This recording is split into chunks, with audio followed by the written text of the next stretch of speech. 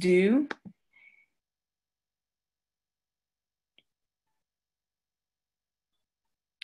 Gives me a better understanding of where we are.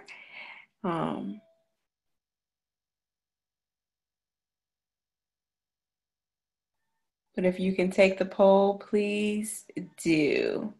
If not, just continue to listen in, and I'm going to get started here shortly. I'm going to give people probably another 2 minutes before we hop on line. And the poll is just how recent was your loss? Was it, less than a year? Was it more recent? If it was 1 year to 5 years, greater than 5 years, and greater than 10 years is the poll that is on the app if you have downloaded the app. But most of you all are calling in, so you probably called in the number. So you may not be able to take the poll unless you actually have the app downloaded on your phone.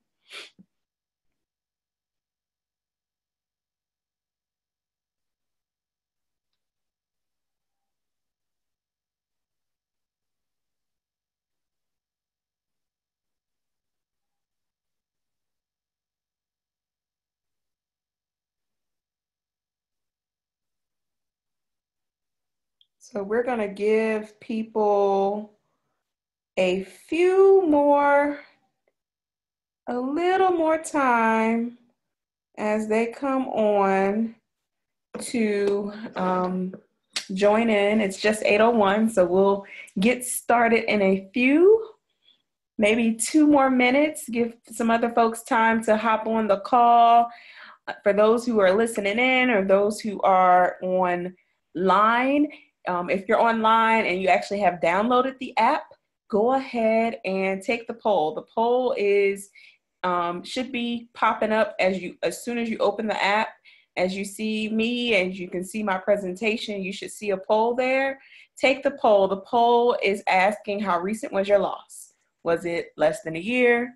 Was it a year to 5 years? Or was it greater than 5 years, greater than 10 years? So take that poll for me as we wait for some additional people to hop on this call tonight, this free webinar, where you are in the right place if you signed up to talk about navigating grief during the holidays. And I want to make sure that everyone gets opportunity to hop on. For those of you who may have a difficult time hopping on to the call, because Zoom can be difficult for people. That's why I always try to send out the actual phone numbers and then send out an actual link so people could see the presentation, and those of you who are driving can actually hear it. And then I always record my presentation, so I'll send the link out to the actual presentation once we are done. So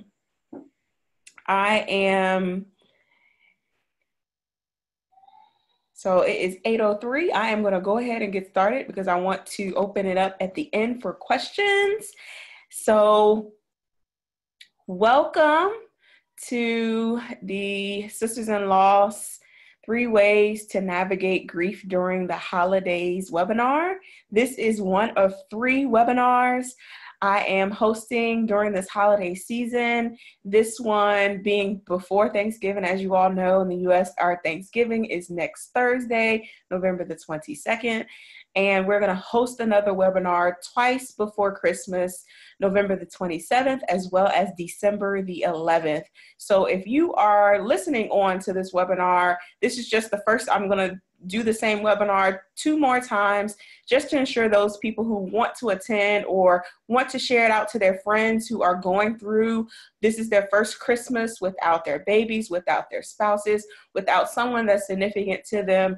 And they just really want to know how to get through this grief period through the holidays, because the holidays are very triggering for many of us. So those of you who are on the call via phone, you may not be able to do this, but those of you who are on Zoom through the actual application, if you would put in the poll, what is your most recent, how recent was your loss?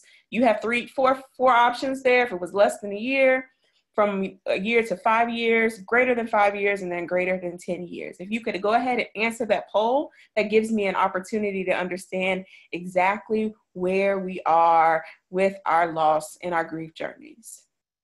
So my name is Erica McAfee. I am the founder of Sisters in Loss, which is a pregnancy, loss, grief, and fertility coaching company where I help women step beyond anxiety and fears and into trust and peace after their miscarriages, infant losses, and during their infertility diagnoses. So I also host a podcast called Sisters in Loss as well, where I share dynamic stories of women who are replacing silence with storytelling and really sharing their journeys to motherhood, the good, the bad, and how those stories can help other women heal on their journey. So I'm here. I like to say that I'm a grief coach. I'm finishing up my doula certification, so I am going to be a full spectrum doula, but mainly focusing on fertility, helping those who are going through fertility treatments, and then of course on the bereavement side, which is what I do every day anyway. So I'm just finishing up my certification, so I'll have that, and I will be officially a doula from a birth perspective, but also from the other perspective. So that's a little bit about me. A little bit about my story and my journey. My son passed away at birth on November 29th, 2012. And I went through my first year marriage, my first holiday season without my son, and it triggers me every year.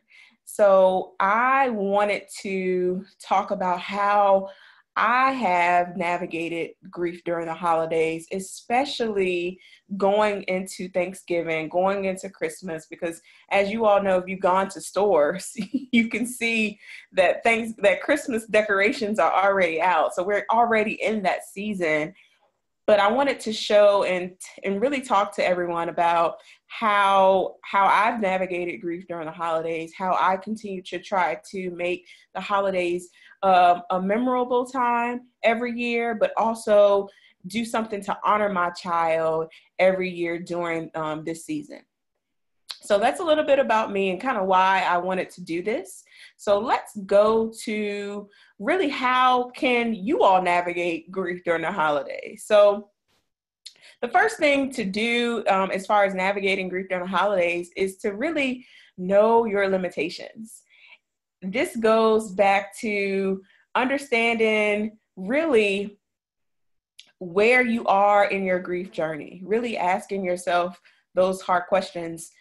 Where you are on your journey, and then knowing what you can do and which you're not going to be able to handle during the holidays. As you all know, as we start to gather, we're making plans. You already know where you're going to go probably next week for Thanksgiving. Know what your limits are as far as being around other children, your family members who may be triggering to you. Know exactly who you can go to when it comes to the family members that you are going to interact with next week. And then also find an out. So I like to say, if you know what house that you're going to, what questions may come up during conversations, or maybe people want to tiptoe around some of the issues, like, especially if you are going through loss and then you're in a season of trying again where you're trying to conceive. Know when to find an out. And I mean an out by actually finding a place of a solace place where you can go to and kind of woo-saw if someone gets on your nerves or someone tries to trigger you or push your buttons during the time that you're with your family. So, and then also finding out when it comes to the conversation. So an example would be if someone brings up, so-and-so had another baby, when are you going to try to have another child? Know how to get out of that situation. And you may not have the words to say, but you can easily say, just, I'm not ready to talk about that right now. This is not the right time to bring that up. Or you may just say, you just don't know. And you may just leave it at that. But then find a way to get out of that situation where you change the subject and you move on to something else, because those conversations can be triggering. The other thing that I think that you should do to how to navigate your grief is really to seek help and, share your feelings with other people, because I truly believe that there's power in sharing your story and your testimony. But if you are not there yet where you're ready to share during this season, I would say to go and get some help from a therapist, a counselor, a coach, someone that you can actually talk to and just get it out before you actually have those encounters with family and friends. So you want to make sure that you definitely seek help and share your feelings on how you're going to how you already are going to perceive your feelings next week being around family and friends. The other thing that I think that you should do is just don't feel bad if you go to your family and friends, go and hang around your family and friends and you actually enjoy yourself. The holidays are, and I think that's the reason why they're so difficult, is because we come into the holidays knowing that they are very joyful and it's a time of celebration and gathering with our loved ones and loving on each other. But don't feel bad if you actually go to a holiday party or, Thanksgiving next week and you actually have a good time just spending time with your family and friends. Don't feel bad about that. I think that having a good time and being joyful is a part of your grief journey. And you have to go through all of those emotions in order to get to a place where you feel like you're healed. So let's talk about how to actually handle those questions, because we already know you're going to get them, right? So how do you handle the questions about your loss? How do you handle the questions about you trying to conceive or just trying to get in general? And then how do you handle the questions about just, when you're going to have another baby and, your infertility journey? Because not everybody knows your journey. Not everybody is going to be sensitive to it or empathetic to it. You know how family members are. They typically are just going to blurt it out just because they can and not really be sensitive to what's going on. So first thing I would say when it comes to handling those questions is to, like I said before, to actually choose your battle. So what I mean by that is that you have to understand that not everybody is going to understand the pain that you have gone through. They won't understand it. And sometimes we have to take the higher road. And I typically, when I come in contact with family members, especially family members who may not know the details of your story or your journey thus far, that you can easily put them in their place by just saying, you don't know, you've just experienced a loss recently. You're not in that place you're ready to try again. You're going to therapy. You can really put people kind of disarm them by telling them, I'm working on myself right now. I'm going to therapy. I'm praying about it. We're seeking God in this next decision or this next phase in our lives. And for those family members who are a little bit more combative, that you just don't go back and forth with them on it, because at the end of the day, they don't know the pain and the hurt that you have gone through, and they are just trying to trigger you and get a reaction out of you. And you don't need to deal with that part of dealing with family members and friends and that negativity, because that negativity is just going to continue to bring you down. So I say choose your battles. I typically will disarm people by telling people that, you know, I'm praying and I'm waiting on God I'm praying and I'm waiting on God to come into, to give me direction on exactly where he wants me to go with my infertility journey, my loss journey, you know, my trying to conceive journey. I always just say I'm praying and asking God for direction on that. I'm going to therapy. I'm doing this. Whatever you want to share. But I would just say, you know, just continue to pray for me. If someone asks you those questions, just continue to pray for us. You know, we're in a place where we're just seeking God first when it comes to certain things. And typically, if you say that, that'll disarm your family members who are nosy and all up in your business. But just choose your battles. Don't go back and forth. Don't take somebody's negativity and bring you down. Just say, you know, I'm praying on it. Just continue to pray for me. The next thing will be to find an out again on how to handle the questions. My out is continue to pray for me. You know, we're praying and seeking God for it. Continue to pray for me. That's my out. And then also find an out at your physical location. Kind of what I was saying before about navigating grief. If you feel like that someone is nagging you, one of your family members are nagging you, or just kind of just saying, you know, just being all up in your business and you're just not ready to share, just tell them, just find a way to get out of that situation. Either change the subject or just tell them to pray for you, or physically leave and move and go to another room where you are away from them because they're trying to trigger you and bring you back to a place that you're just not ready to go to. So actually find a physical location, and then also find the words to say to get out of that situation. Like I said, I always say that I'm praying for you.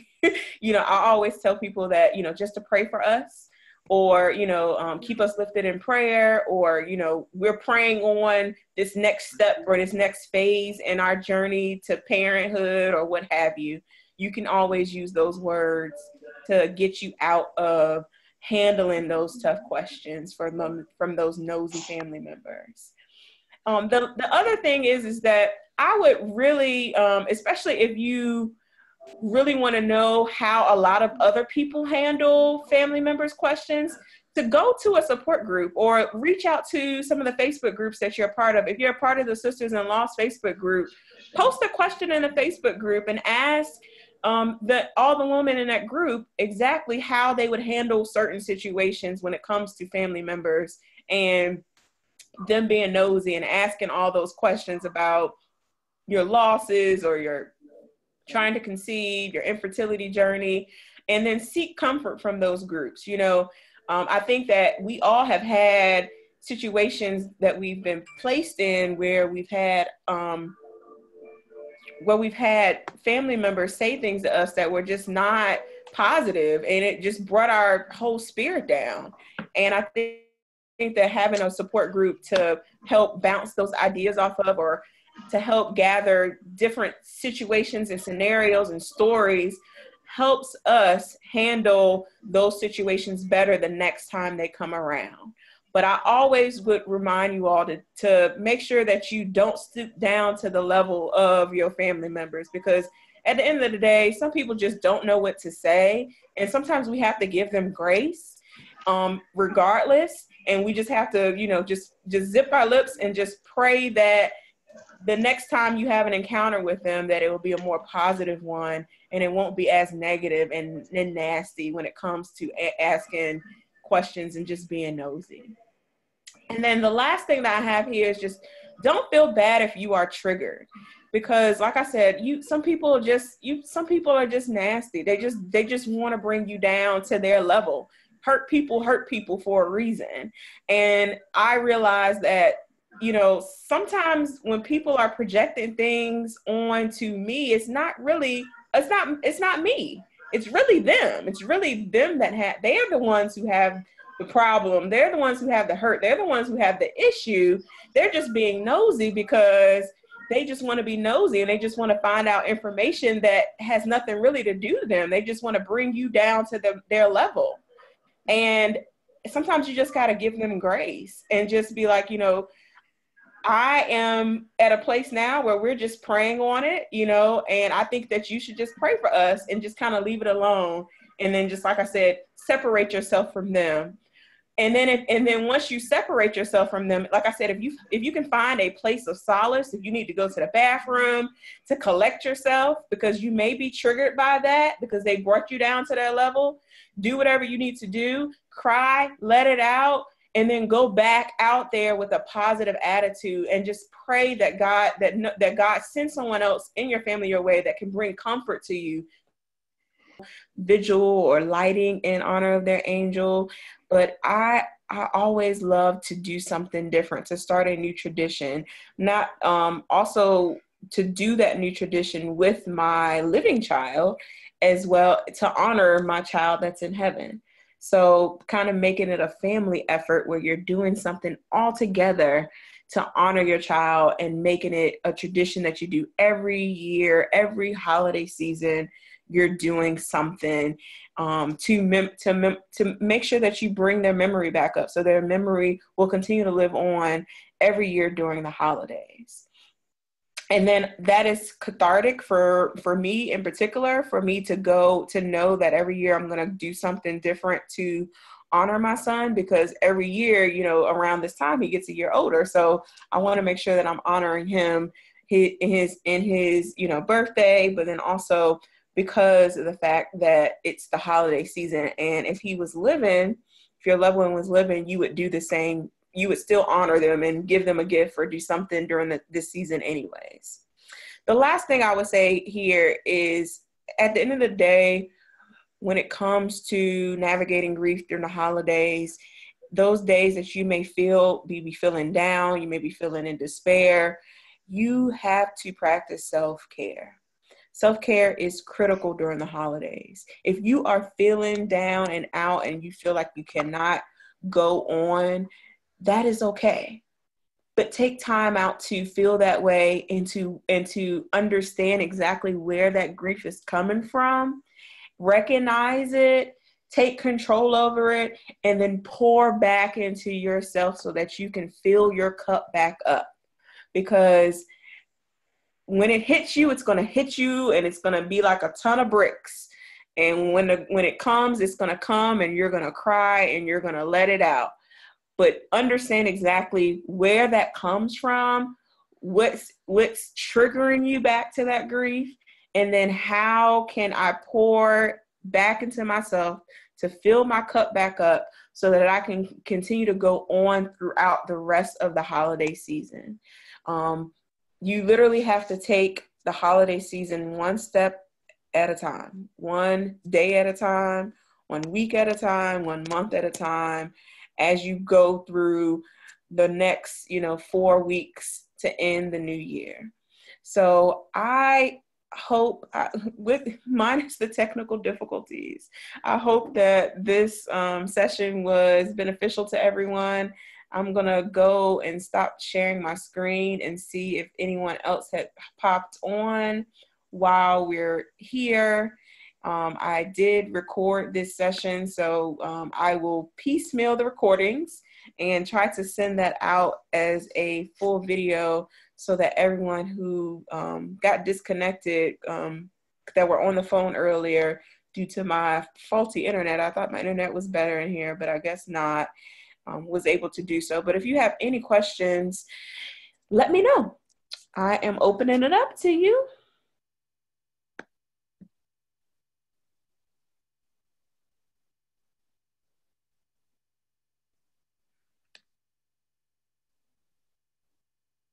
Any questions or concerns? If you are not already in the Sisters-in-Laws Facebook group, join us at sistersinlaws.com. And I will post this in the group